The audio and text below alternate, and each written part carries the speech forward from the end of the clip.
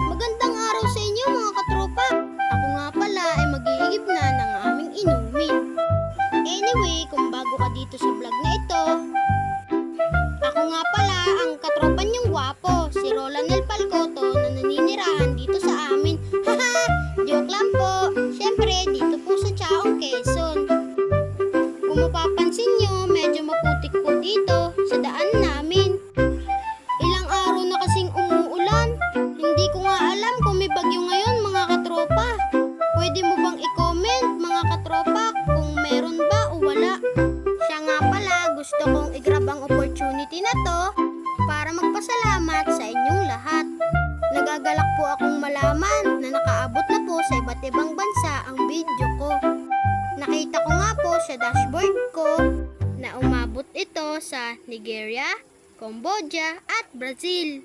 Ganyan talaga pagwapo mga katropa. Haha! Biro lang po. Lahat ng yan ay dahil lang po sa patuloy niyong panonood. Kaya maraming salamat po sa patuloy na suporta nyo. At ayun na nga, medyo malayo na ang nalakad ng katropa niyong gwapo.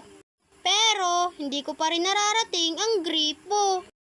Doon kasi kami kumukuha ng inumin. Pero wag po kayong mag-alala, approve naman po ito ng FDA. Halos lahat dito po sa barangay namin ay doon nag-iigib. Nga pala, matanong ko kayo mga katropa. Isa ba kayong anak na kapag inutusan ng magulang ay nagdadabog? Kung oo ang sagot mo, pasuyong baguhin ito. Dahil kapag inutusan tayo, chance na natin yun para maipakitang mahal natin sila.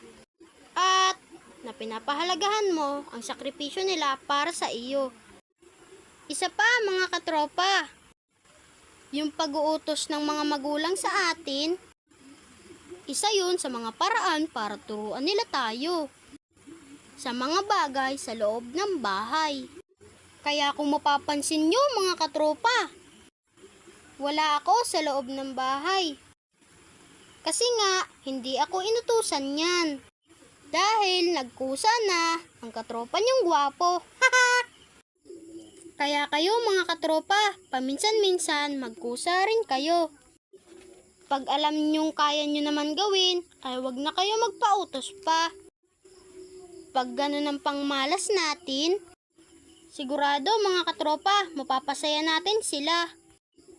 At higit sa lahat, nasunod pa natin ang utos ng Diyos na maparangalan mo ang iyong magulang.